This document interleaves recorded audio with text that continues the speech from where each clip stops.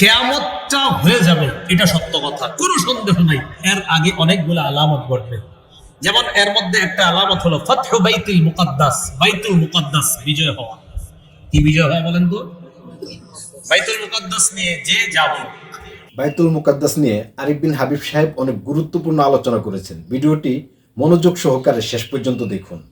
কিয়ামত পর্যন্ত মুসলমানরা ছাড়বে না, এটা নিশ্চিত থাকবে। হঠাৎ কিছুদিন চুপ থাকবে, মনে করবেন যে মনে হয় চুপ হয়ে গেছে, সব ঠিকঠাক না, এটা মুসলমানরা ছাড়বে না, এটা নিশ্চিত থাকেন, এটা মুসলমানরা ছাড়বে না। قال رسول الله صلى الله عليه وسلم لا تزال طائفة من أمتي ظاهرين على الحق قاهرين لعدوهم ولعدوهم قاهرين। নবীজি বলেন, আমার উম্মতের একটা দল সদা সর্বদা হকের উপর অটল থাকবে। লিআদুবিহিম কাহিরিন, শত্রুদের বিরুদ্ধে তারা সব সময় কঠোর থাকবে, শত্রুদের বিরুদ্ধে কঠোর অবস্থানে থাকবে। হাত্তা ইয়াতিয়া আমরুল্লাহ, নবী বলেন কিয়ামত আসা পর্যন্ত, কিয়ামত আসা পর্যন্ত একটা দল অটল থাকবে। সাহাবীরা প্রশ্ন করলেন, ইয়া রাসূলুল্লাহ আইনা হুম, এরা কারা, কোথায় থাকবে? নবীজি বললেন বাইতুল মুকাদ্দাস ওয়া আকনাফ বাইতুল মুকাদ্দাস, বাইতুল মুকাদ্দাস আর বাইতুল মুকাদ্দাসের আশেপাশে যারা, তারা কিয়ামত পর্যন্ত হকের উপর অটল থাকবে। আপনি যত লেখালেখি করেন লাভ হবে না, কারণ আমার নবী বলছে, এটা আপনি নিশ্চিত থাকেন, এটা ছাড়বে না মুসলমান।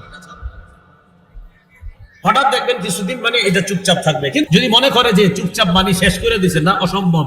লিআদুবিহিম কাহিরিনা, বাইতুল মুকাদ্দাসের পাশে একটা দল সব সময় থাকবে যারা শত্রুদের বিরুদ্ধে সব সময় কঠোর অবস্থান থাকবে, আর বলছে তারা হকের উপর থাকবে। তো এই জন্য আমাদের অনেকে বলে, আমি কই এগুলা ভুলা টুইলা লাভ নাই, আপনাদের কয় ভাই জায়গায় বিশ্লেষকদের কথা শুনতাম, নবী যদি বিশ্লেষণ করেই গেছে, আপনি বিশ্লেষণ করলে কি হবে?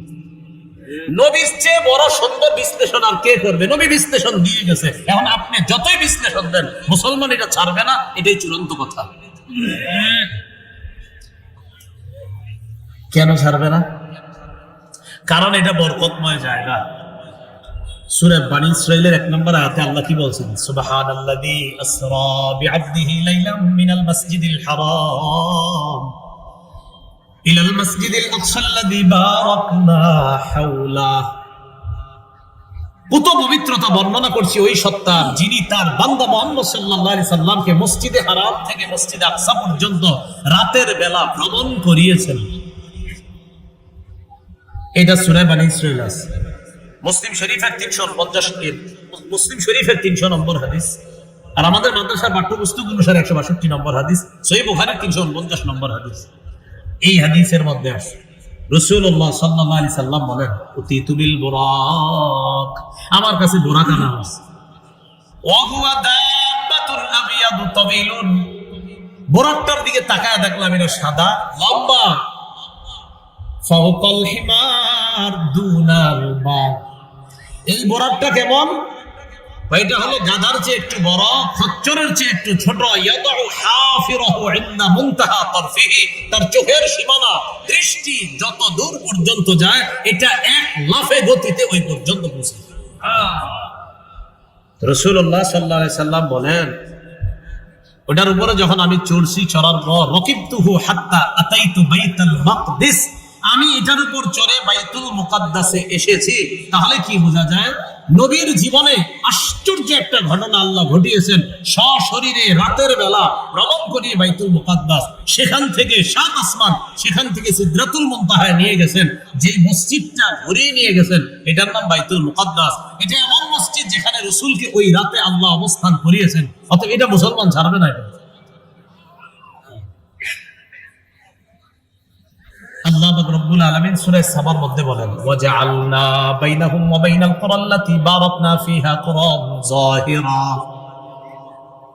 আমি তাদের মাঝে আর ওই এলাকার মাঝে, যে এলাকাকে আমি বরকতপূর্ণ করেছি, কুরান যাহিরা, স্পষ্ট আরো অনেকগুলা এলাকা তৈরি করে দিয়েছি। এই বরকতপূর্ণ এলাকা দ্বারা উদ্দেশ্য বাইতুল মুকাদ্দাস আর তার আশেপাশের এলাকা। সূরা আম্বিয়ার মধ্যে আল্লাহ কি বলেন? وَنَجَّيْنَاهُ وَلُوطًا إِلَى الْأَرْضِ الَّتِي بَارَكْنَا فِيهَا لِلْعَالَمِينَ, ইব্রাহিম এবং লূতকে আমি আল্লাহ মুক্তি দিয়ে নিয়ে গেলাম ইলাল আরদিল্লাতি বারাকনা ফিহা, ওই এলাকার মধ্যে নিয়ে গেলাম যে এলাকা, যে জমিনকে আমি আল্লাহ বরকতময় বানিয়েছি লিল আলামিন, বিশ্ব জগতের জন্য বরকতপূর্ণ বানিয়েছি। তাহলে বাইতুল মুকাদ্দাস বরকতময় শুধু ফিলিস্তিনিদের জন্য না, সারা দুনিয়ার জন্য। যারা দুনিয়ার মুসলমানরা এটা ছাড়বে না, মুসলমানরা দোয়া করতে হবে দূর থেকে, আমরা যারা দূরে আছি এটার জন্য দোয়া করতে হবে, কারণ আমাদের সবার জন্য বরকতের জায়গা। প্রিয় বন্ধুরা, ইমাম মাহাদির আগমন হলো কিয়ামতের একটি আলামত। ইমাম মাহাদি বাইতুল মুকাদ্দাস বিজয় করবেন। আজকের এই ভিডিওটি আপনারা আরো কন্টিনিউ করবেন। তিনটা জিনিস আল্লাহর কাছে চাইছে সুলাইমান আলাইহিস সালাতু ওয়াস সালাম। তিরমিজি শরীফের বর্ণনা 3954 নম্বর হাদিস। সুলাইমান আলাইহিস সালাতু ওয়াস সালাম আল্লাহর কাছে এক নাম্বার চাইছে হুকমান ইউসাদিফু হুকমা। আল্লাহ, আপনি আমাকে এমন বিচার করার অভিজ্ঞতা, ক্ষমতা দান করেন যে বিচারে কোনো ভুল হবে না, বরং আপনি বিচার করলে যেমন একদম খাঁটি বিচার হয় এরকম বিচার করার যোগ্যতা আমার। সুলাইমান এক নাম্বার চাইছে। দুই নাম্বার চাইছে ওয়া মুলকান লা ইয়ানবাগি লিআহাদিন মিন বা'দি। আল্লাহর কাছে বলেছেন, আল্লাহ আপনি আমাকে এমন রাজত্ব দান করেন যে রাজত্ব আমার পর আর কাউকে আপনি দিবেন না। সুলাইমান নবীকে আল্লাহ বিচার করার যোগ্যতাও এমন দিয়েছেন, এমন রাজত্ব দিয়েছেন। সুলাইমান নবী মানুষের রাজা হওয়ার পাশাপাশি পশু পাখির রাজা পর্যন্ত আল্লাহ তাকে বানায়া দিয়েছেন, রাজত্ব দিয়েছেন। পিঁপড়ার ভাষা বুঝতে, ওয়াল্লিমনা মানতিকাত তাইর, পাখির ভাষা বুঝতে, সব বুঝতে। তিন নাম্বার সুলাইমান নবী দোয়া করলেন, আল্লাহ আমি আপনার কাছে চাই কেউ যদি এই বাইতুল মুকাদ্দাসে আসে, লা ইউরিদু ইল্লা সালাতাল মাকতুবাতা ফিহা, কেউ যদি নামাজ পড়ার জন্য বাইতুল মুকাদ্দাসে সফর করে আসে, আল্লাহ ওই ব্যক্তি যদি নামাজ আদায় করে সে যেন মায়ের পেট থেকে জন্ম নেওয়া নবজাতক শিশুর মতো নিষ্পাপ হয়ে ফিরে যায়। নামাজ পড়লে শিশুর মতো নিষ্পাপ হয়ে যাবেন, তো এটা মুসলমান ছাড়বে কি বলেন? রাসূলুল্লাহ সাল্লাল্লাহু আলাইহি সাল্লাম বলেছেন সহিহ বুখারীর 1199 নম্বর হাদিস, قال رسول الله صلى الله عليه وسلم لا تشد الرحال الا الى ثلاثه مساجد। ইবাদতের জন্য তিনটা মসজিদে সফর করা যাবে, শুধু ইবাদতের নিয়তে তিন মসজিদে সফর করা যাবে। সফর শুধু সফরের উদ্দেশ্যে হাওদা বাঁধা যাবে, ভ্রমণ করা যাবে তিনটা মসজিদে, শুধু সফর, অন্য নিয়ত না যে আমি সফর করেই যাব ওই মসজিদে নামাজ পড়তে। এমন মসজিদ কয়টা? তিনটা। এক নম্বর আল মসজিদুল হারাম, এক নম্বর মসজিদে হারাম। দুই নম্বর মসজিদি হাযা ওয়া ফি রিওয়ায়া ওয়া মসজিদুর রাসূল সাল্লাল্লাহু আলাইহি ওয়াসাল্লাম। দুই নম্বর মদিনার মসজিদে নববী, আল্লাহর নবীর মসজিদ। তিন নম্বর ওয়া মসজিদুল আকসা, ফিলিস্তিনের বাইতুল মুকাদ্দাস। এই তিনটা মসজিদে ভ্রমণ করার জন্য সফর করা যাবে। শুধু ভ্রমণ যে আমি ওখানে শুধু এই তিন মসজিদে যাব নামাজ পড়তে, ইবাদত করতে, নবী বলেন ইবাদত, শুধু ইবাদতের জন্য এই তিন মসজিদে সফর করা যায়। এখান থেকে স্পষ্ট বুঝে আছে যে রাসূল সাল্লাল্লাহু আলাইহি সাল্লাম বাইতুল মুকাদ্দাসের গুরুত্বটাও আলাদা দিয়েছেন। কিভাবে? ওই মসজিদে হারাম, মসজিদে নববী, এটার সাথে ওইটারও রাসূল গণ্য করছেন। এই জন্য মনে রাখবেন, আলোচনার মধ্যে তিনটা মসজিদ আপনি আলোচনায় রাখতে হবে। মসজিদে হারাম যেটা মক্কায়, মসজিদে নববী যেটা মদিনায়, আর মসজিদে বাইতুল মুকাদ্দাস যেটা হলো আপনার ফিলিস্তিনে। এই তিনটা মুসলমানদের প্রাণ, এই তিনটার ক্ষেত্রে মুসলমান কারো সাথে আপোষ করতে পারে না। আমার দেশ, আমার বাড়ি, আমার ঘর, আমার সম্পদ, আমি খাবো তো তুমি খাবো নাকি? দখলদারি করে আসে, কয় গাজা ছেড়ে দাও এত ঘন্টার মধ্যে, মানে আমার ঘর ছেড়ে দিব, তোমার কথায় কি এটা? কিন্তু আপনারা লেখালেখি করেন না যে হুজুর মনে হয় নত হয়ে যাবে। না, রাসূল বলছে অসম্ভব, কিয়ামত পর্যন্ত একটা দল নত হবে না। আমি বলে দিচ্ছি। এই জন্য এই ব্যাপারে যদি কেউ হতাশার কথা কয় আমার সাথে, আমি ধর্মী, আপনি কি করেন, কি বিশ্লেষণ করেন? নবী তো বিশ্লেষণ দিয়ে গেছে, বিশ্লেষণ দেন। তো বলছিলাম বাইতুল মুকাদ্দাস বিজয় হবে কিয়ামতের আগে। এটা বিজয় হওয়াটা এটা কিয়ামতের একটা আলামত হবে। হ্যাঁ, বাইতুল মুকাদ্দাস বিজয় হয়ে গেছে। রাসূলের ইন্তেকাল কিয়ামতের আলামত, রাসূলের আগমন কিয়ামতের আলামত। বাইতুল মুকাদ্দাস বিজয় হওয়া এটাও মুসলমানদের চূড়ান্ত বিজয় আল্লাহ দান করবেন। আমরা সে অপেক্ষা আছি যে আল্লাহ যেন অতি দ্রুত বাইতুল মুকাদ্দাস মুসলমানদের অধীনেই করে দেন। এবার কিয়ামতটা যখন হবে, কিয়ামতের ময়দানটা, এই ময়দানের বিভীষিকাময় বর্ণনা রাসূল সাল্লাল্লাহু আলাইহি সাল্লাম দিয়েছেন কিভাবে? সহিহ বুখারীর বর্ণনা, কিতাবুত তাফসীর, বাবু যুররিয়াত মান হামালনা মা নূহ ইন্নাহু কানা আবদান শাকুরা। তাফসীর অধ্যায় শিরোনামটা এমন, তোমরা তাদের সন্তান যাদেরকে আমি নূহ নবীর সাথে কিস্তিতে ভ্রমণ করিয়েছি। নূহ নবী ছিলেন আল্লাহর শুকরগুজার বান্দা। বুখারীর হাদিস নাম্বার 4712 নম্বর হাদিস। এই হাদিসের বর্ণনাকারী আবু হুরায়রা রাদিয়াল্লাহু তাআলা। রানের গোশত খাইছেন কি আপনারা? মুরগির রান, খাসির রানের গোশত খাইছেন না? খান নাই অনেকে? হাদিসটা মন দিয়ে শুনেন কি বলে। উতিয়া রাসূলুল্লাহ সাল্লাল্লাহু আলাইহি ওয়াসাল্লাম বিলাহমিন ফারুফিয়া ইলাইহি যিরা। আল্লাহ নবীর কাছে গোশত আনা হলো।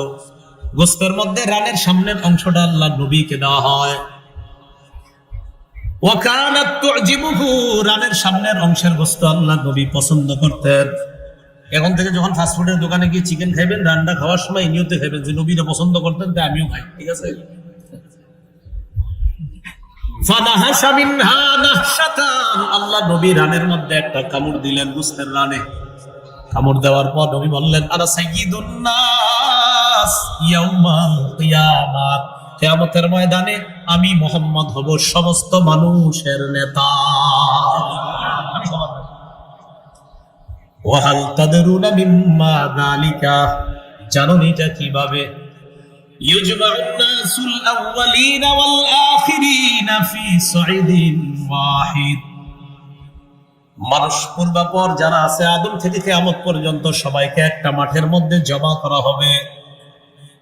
ইউসমিউহুমুদ দাঈ ওয়া ইয়ানফুযুহুমুল বাসর, একজন আহ্বানকারী সবাইকে ডাকবে। একজনের আহ্বানে সব মানুষগুলা, কোটি কোটি মানুষগুলা একসাথে শুনতে পাবে। একজনের ডাক একসাথে তাকাবে, তাকানোর পর দেখবে অতাদু শামস, সূর্যটা কাছাকাছি এসে গেছে। অন্য বর্ণনায় নবী বলেন মানুষ এত ঘামিয়ে যাবে, ঘর্মত্ব হয়ে যাবে, কারো ঘাম হাঁটু পরিমাণ, কারো কোমর পরিমাণ, কারো মুখ পরিমাণ, কারো আবার হাত্তা ইয়াবলুগা আনসাফা উযুনাই, কানের লতি পরিমাণ ঘাম হয়ে যাবে। ৭০ যিরাআ, কারো কারো একজনের ঘাম ৭০ গজ পর্যন্ত চারদিকে ছড়ায়া যাবে। ৭০ গজ ছড়ায়।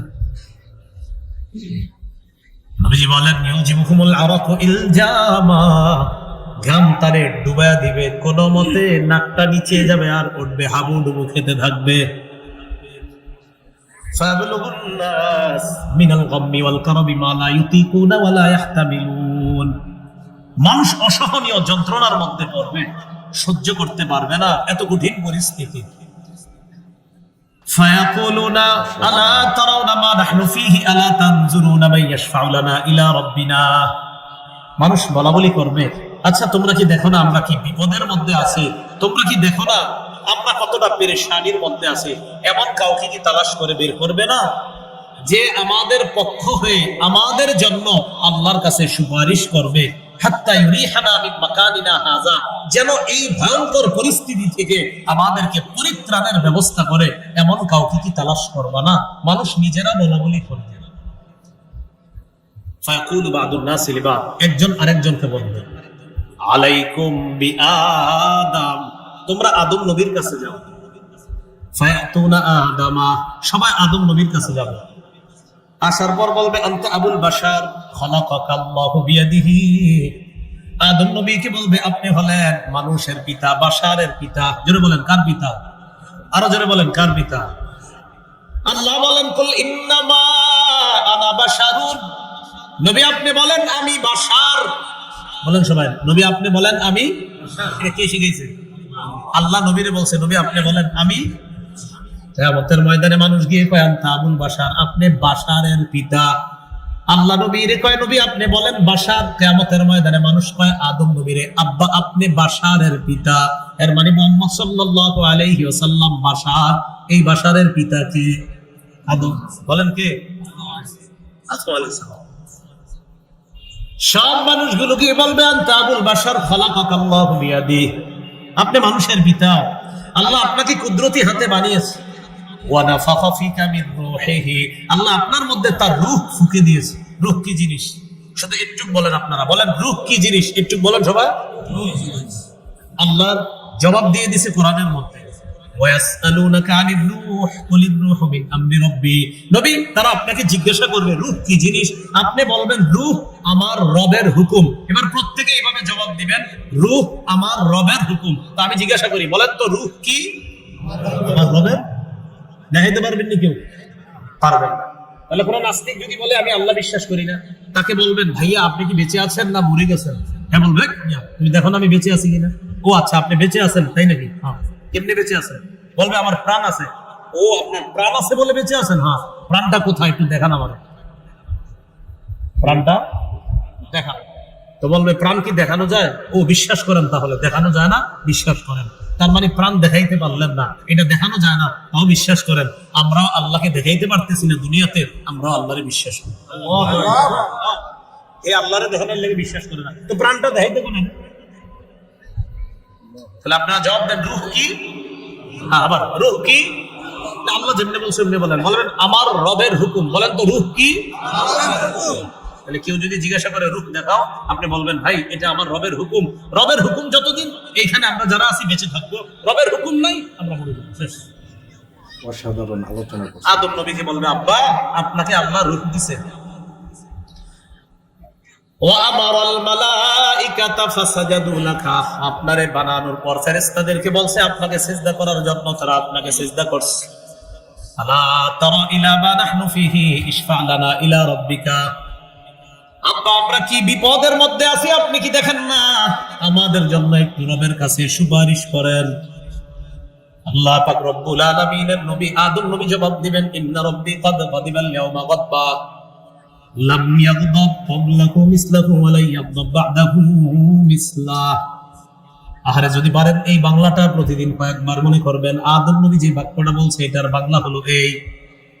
সন্তানদেরকে ডাক দিয়ে বলবে আজকে আমার রব এত রাগ করে আছে, আজকের মতো এত রাগ আগে কখনো করেনি, আজকের মতো এত রাগ ভবিষ্যতে কখনো করবে না। আদম নবী বলবে আজকে আমার রব এত রাগ করে আছে, আজকের মতো এত রাগ আগে কখনো করেনি, আজকের মতো এত রাগ ভবিষ্যতে করবে না। রব এতটা রাগ করে আছে আজকে, আমি তোমাদের জন্য সুপারিশ করতে পারবো না। ইন্নাহু ক্বাদ নাহানি আনিশ শাজারা ফাসাইতুহু, আল্লাহ আমারে ওই গাছের কাছে যাইতে নিষেধ করছেন। আমি আল্লাহর এই নিষেধাজ্ঞা পালনে আমার দ্বারা একটু অন্যরকম হয়ে গিয়েছে। আল্লাহ যদি আজকে আমাকে বলে আদম আপনারে আমি নিষেধ করেছিলাম গাছের কাছে যাইতে, আপনি কেন গেলেন?